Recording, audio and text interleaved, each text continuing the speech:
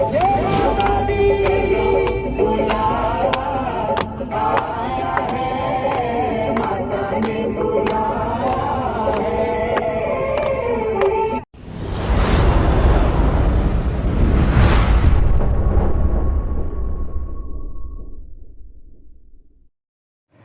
हिंद दोस्तों, कैसे हैं आप सभी। आज हम चल रहे हैं माता रानी के पावन दरबार में माता रानी के दर्शन करने के लिए। तो इस वीडियो के माध्यम से हम आप सभी लोगों को माता रानी के दर्शन से जुड़ी और उनकी यात्रा से जुड़ी हर छोटी सी बड़ी जानकारी शेयर करने वाला हूं।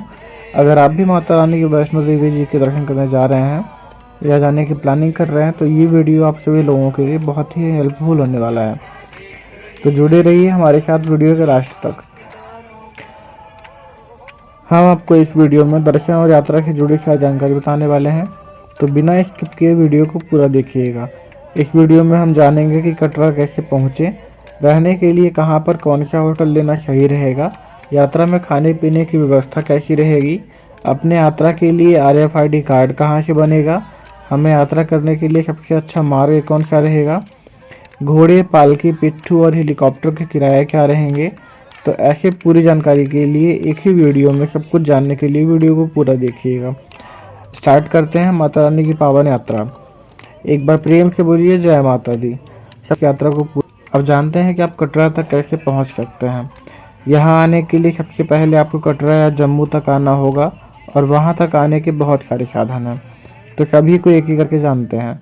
बात करते हैं ट्रेन से आने की, तो आपके आसपास के सभी प्रमुख रेलवे स्टेशनों से जम्मू तक के लिए ट्रेनें चलती होंगी, जिनमें से कुछ ट्रेन श्री माता वैष्णो देवी कटरा तक के लिए भी आती होंगी। सबसे पहले आप अपने नज़दीकी शहर से जम्मू तक का रिजर्वेशन ले लीजिए, जिसका किराया आपके शहर से जम्मू तक की दूरी पर निर्भर करता है। अगर आप जम्मू पहुँच गए हैं तो जम्मू रेलवे स्टेशन से आप कटरा तक के लिए प्राइवेट टैक्सी ले सकते हैं या बस लेके आ सकते हैं। अगर आप बस से आते हैं तो 48 किलोमीटर दूरी के लिए आपसे 80 से 150 रुपये तक किराया लिया जा सकता है, जिसमें नॉर्मल नॉन AC बस का किराया 80 रुपये से 100 रुपये तक रहेगा और AC चार्टर्ड बस का किराया 120 रुपये तक रह सकता है। इसके साथ ही आपको बस से कटरा तक छोड़ दिया जाता है और जम्मू तवी से कटरा तक जाने का रास्ता बहुत ही खूबसूरत है। आप इस रोमांचक सफ़र को कभी भूल नहीं सकते हैं। ये सफ़र सच में एक बहुत ही अद्भुत और रोमांचक होने वाला है। इसकी कुछ झलक आपको दिखाते हैं।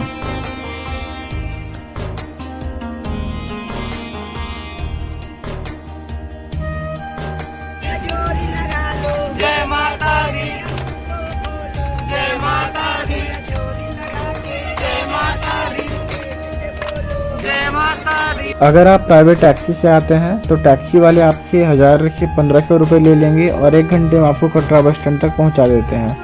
अगर आप दिल्ली हरियाणा से बस के माध्यम से आना चाहते हैं तो सभी जगह से आप बस के माध्यम से आ सकते हैं। इन जगहों से स्टेट बस जम्मू और कटरा के चलाई जाती हैं। अगर आप फ्लाइट से आते हैं तो आपको फ्लाइट से आने के लिए जम्मू एयरपोर्ट तक आना होगा और फिर टैक्सी लेकर आप कटरा तक पहुँच सकते हैं। एक रोमांचक और खूबसूरत रास्ते से होते हुए हम पहुँच चुके हैं कटरा। दूर से ही आपको माता रानी का पावन दरबार दिख रहा होगा, जहां पर माता रानी का निवास स्थान है। कटरा का बस स्टैंड यहां का सेंटर पॉइंट है। हम जानते हैं कि हमें होटल या रूम स्टे कहां पर लेना चाहिए। अगर आप अच्छा और बजट होटल देखना चाहते हैं तो आप श्री माता वैष्णो देवी के श्राइन बोर्ड द्वारा संचालित निहारिका कॉम्प्लेक्स में रूम देख सकते हैं, जो बस स्टैंड के पास में ही है।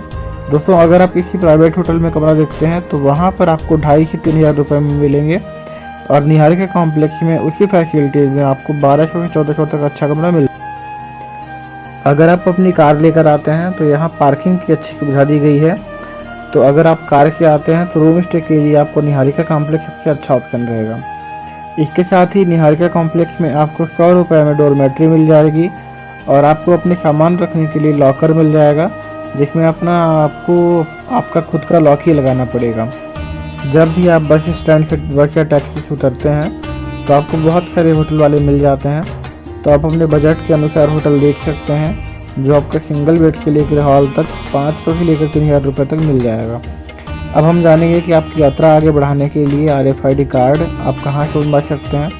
अगर आप जम्मू में उतर रहे हैं तो जम्मू में ही स्टेशन के बाहर वैष्णवी धाम बना हुआ है, जहाँ से आप अपना RFID कार्ड बनवा सकते हैं। अगर आप कटरा उतरते हैं तो यहाँ पर भी RFID काउंटर से आप अपना RFID कार्ड बनवा सकते हैं। और अगर आप कटरा बस स्टैंड के पास यात्रा पर्ची काउंटर से भी अपना RFID कार्ड बनवाना चाहते हैं तो वहाँ से भी बनवा सकते हैं। अगर आप ताराकोट मार्ग से भी यात्रा शुरू करने वाले हैं तो वहाँ पर भी बने काउंटर पर आप अपना RFID कार्ड बनवा सकते हैं। आपके RFID कार्ड को बाणगंगा मार्ग और ताराकोट मार्ग पर स्कैन किया जाएगा।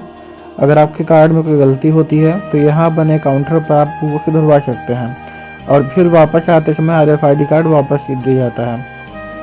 अब हम जानते हैं सबसे ज़रूरी बात, यात्रा के लिए सबसे अच्छा रास्ता कौन सा रहेगा। माता वैष्णो देवी के भवन तक पहुंचने के लिए 2 मार्ग बने हुए हैं। एक पुराना मार्ग जिसे बाणगंगा मार्ग कहते हैं। इस मार्ग के लिए आपको कटरा चौक से 2 किलोमीटर की दूरी तय करनी है। बाणगंगा चौकी पर आना होता है। फिर उसके बाद चरण पादुका मंदिर होते हुए 6 किलोमीटर की यात्रा करके आप अर्धकुमारी मार्ग पर पहुंच जाते हैं। फिर आप हिमकोटी मार्ग पर 6 किलोमीटर की दूरी पर यात्रा करते हैं। कुल 14 किलोमीटर चढ़ाई करने के बाद आप माता के भवन तक पहुंच जाते हैं। अब दूसरे मार्ग की बात करें तो ये नया ताराकोटी मार्ग है जो कटरा बस स्टैंड से 2.5 किलोमीटर दूर है। बस स्टैंड से आप ऑटो से ताराकोट मार्ग तक पहुंच सकते हैं। यही से हमारा नया ताराकोट मार्ग शुरू होता है, जो माता के लंगर से होते हुए 7 किलोमीटर की दूरी पर पहुंचने के बाद अर्धकुमारी मार्ग पर हिमकोटी मार्ग तक पहुंच जाते हैं। और फिर हिमकोटी मार्ग से होते हुए 6 किलोमीटर की दूरी तय करने के बाद कुल 15 किलोमीटर चढ़ाई के बाद हम माता के भवन तक पहुंच जाते हैं। अगर आप घोड़ा, पालकी, पिट्ठू लेकर यात्रा करना चाहते हैं तो आपको बाणगंगा वाले मार्ग से अपनी यात्रा पूरी करनी होगी, क्योंकि इसी मार्ग पर आपको ये सुविधाएं मिल सकती हैं। नया ताराकोट मार्ग सिर्फ पैदल चलने वालों के लिए है। इस मार्ग पर घोड़ा या पालकी नहीं चलती हैं। घोड़े, पालकी और पिट्ठू के रेट आपको इस सूची में दिखाए गए हैं। आप अपनी सुविधा के अनुसार इनके साथ अपनी यात्रा को पूरी कर सकते हैं। घोड़े, पालकी की भीड़ भाड़ से बचने के लिए आप नया ताराकोट मार्ग से यात्रा शुरू कर सकते हैं। और इस रास्ते पर कोई चढ़ाई भी नहीं है, तो पैदल यात्रियों के लिए ये रास्ता सबसे अच्छा होने वाला है। आज हमारी यात्रा शुरू होने वाली है बाणगंगा वाले मार्ग से। क्योंकि हम यहाँ पहली बार आए हुए हैं तो हमें यहाँ पे स्नान करना है और चरण पादुका मंदिर देखने के बाद हम आगे बढ़ेंगे। तो बने रहिए हमारे साथ और कमेंट बॉक्स में आप जय माता दी की नारे जरूर लगाएं। अब हम अपने कमरे से निकलकर सुबह के 4 बजे RFID कार्ड बनवाने के लिए काउंटर पर पहुँचते हैं। वहाँ पर लंबी लाइन लगी रहती है। उसके बाद हम अपना RFID कार्ड बनवा लेते हैं और इसके बाद अपनी यात्रा को शुरू करते हुए चेक पॉइंट पर पहुँचते हैं। यहाँ हमारे RFID कार्ड स्कैन होते हैं और इसके बाद हम आगे निकलते हैं। 2 किलोमीटर चलने के बाद हम पहुँच जाते हैं बाणगंगा घाट के पास। यहाँ पर हमें रुकना है। हम नहाएंगे और नहाने के बाद मिलते हैं आपसे।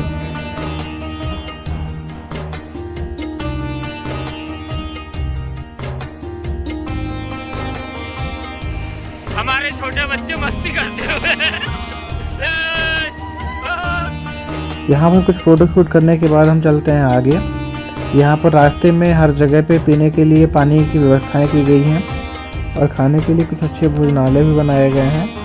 और यहाँ पर हर जगह पर आपके बैठने की व्यवस्थाएं भी की गई हैं। श्री माता वैष्णो देवी श्राइन बोर्ड द्वारा संचालित भोजनालय में आप चाय नाश्ता उचित रेट पर कर सकते हैं। यहाँ पर चाय 8 रुपये में मिल जाएगी और आपको नाश्ता 40 से 50 रुपये में मिल जाएगा। तो आप रास्ते में चलते हुए इन भोजनालय में भी अपने अनुसार रेस्ट ले सकते हैं।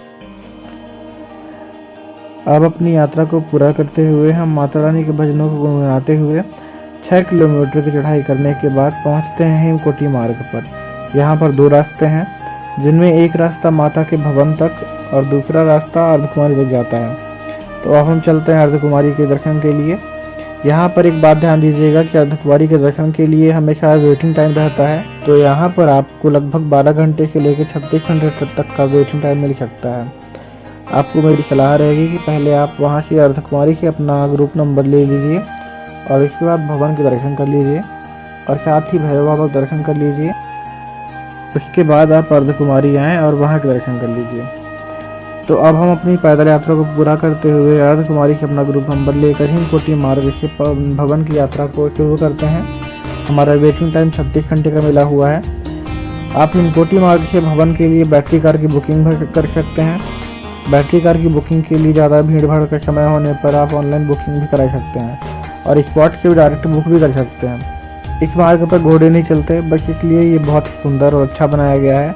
रास्ते में श्राइन बोर्ड द्वारा संचालित भोजनालय भी बने हुए हैं और बहुत सारे साफ सुथरे टॉयलेट भी बने हुए हैं, जहां यात्रियों को किसी भी प्रकार की असुविधा नहीं होती है। इनमें अगर किसी यात्री को स्वास्थ्य संबंधी दिक्कतें होती हैं तो रास्ते में डिस्पेंसरी भी बनाया गया है। भक्तों को यात्रा के बीच में कोई समस्या ना हो, इस बात का बहुत विशेष ध्यान रखा गया है। अब अपनी यात्रा को पूरी करते हुए हमें माता का भवन दिखने लगता है। भवन को देखने के बाद आप अपने आप में एक बहुत ही अद्भुत शक्ति का अनुभव करते हैं। अगर यहाँ पर आप रुकना चाहते हैं, स्नान करना चाहते हैं तो आप कर सकते हैं। यहाँ पर बहुत सारे भवन बने हुए हैं।